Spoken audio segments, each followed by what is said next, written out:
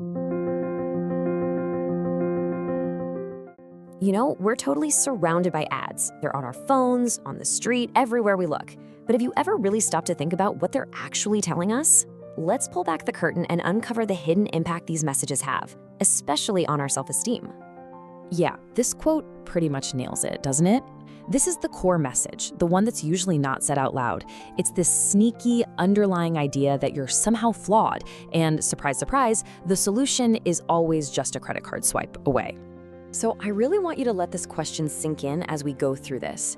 The next time you see an ad that grabs your attention, ask yourself, what's the subtext here? What feeling is it trying to spark in me? Because honestly, just understanding that is the first huge step to taking your power back. Now, here's the thing.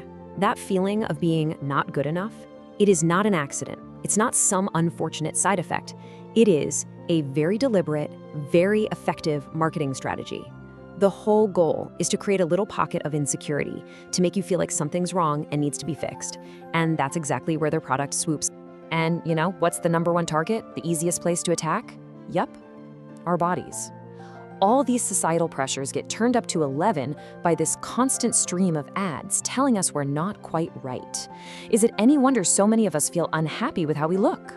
And what's really kind of disturbing is that this targeting starts young. I mean, alarmingly young. Advertisers are smart. They know if they can plant those seeds of insecurity early on, they don't just get one sale. They potentially create a customer for life. Just look at how this conditioning works over time. It's wild. Babies, right? They have zero concept of body shame. They don't care about their hips, but fast forward to age 3, and some kids are already repeating things they've heard about looking fat. By 10, dieting is already a thing, and then you hit the teenage years. And as a group, that's when self-esteem can just plummet. This stuff isn't natural, it's learned. Teenagers are basically the perfect target. Think about it. It's such a vulnerable time. You're trying to figure out who you are. You desperately want to fit in. And advertisers jump all over that.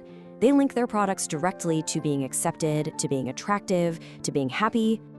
If you want a really clear, kind of shocking example of this strategy, look no further than tobacco companies. The source material we're looking at points out that they historically went after teenage girls specifically because they knew this group often struggled with low self-worth.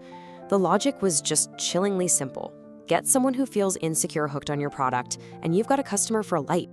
So, what's the fallout from all this? What's the real cost of being hit with these manipulative ads day in and day out? Well, it creates this really confusing and damaging tug of war inside our heads because we're getting totally contradictory messages all the time. I mean, have you ever noticed this in magazines?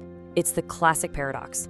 On one page, you've got this incredible, decadent recipe for a chocolate cake, and then you flip the page, and bam, lose 10 pounds in a week with this new diet.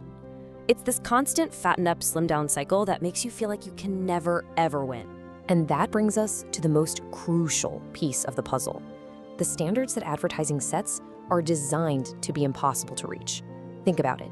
If the ideal was actually achievable, the whole cycle of feeling bad about yourself and then buying things to feel better would just stop. The goal is to keep you forever chasing an impossible dream. Okay, that was a lot, and it sounds pretty grim, I know. But, and this is a big but, we are not helpless here. We can absolutely shift from just passively soaking up these messages to becoming active, critical thinkers who see these ads for what they really are. All right, so here's your first assignment if you choose to accept it. The very next time an ad pops up on your screen or in a magazine, just stop and ask yourself these questions. What's the real message here? What are they selling me besides a product? Are they trying to make me feel less than? Just asking the question starts to break the spell. So let's get practical. Here's a 4-step toolkit you can start using like today.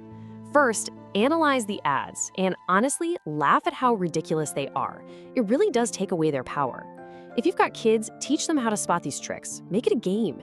You could even do this with your friends. Grab a magazine and call out all the subliminal messages you find. And finally, don't be silent. Let companies that use these tactics know you're not okay with it. Because at the end of the day, that's what this is all about. It's a call to action. It's about realizing that our power isn't just in what we say, but also where we spend our money. We have a ton of collective power as consumers to demand something better. This is what people call conscious consumerism, and it's super simple, really. It just means using your purchasing power as a vote. Make the active choice to support companies that use positive, empowering advertising. And just as importantly, withhold your money from the ones that profit from making people feel insecure. And if you take away just one single thing from all of this, please let it be this. This is the truth that shatters the whole illusion. We have to internalize this, to really truly believe it in our bones. You are good enough, right now, exactly as you are. No product in the world can give you a worth that you already have. So I'll leave you with that question. Now that you can see the strategy, now that you have the tools, the question isn't if you can resist this stuff anymore. The question is, how are you going to choose to take your power back? What's your first step going to be?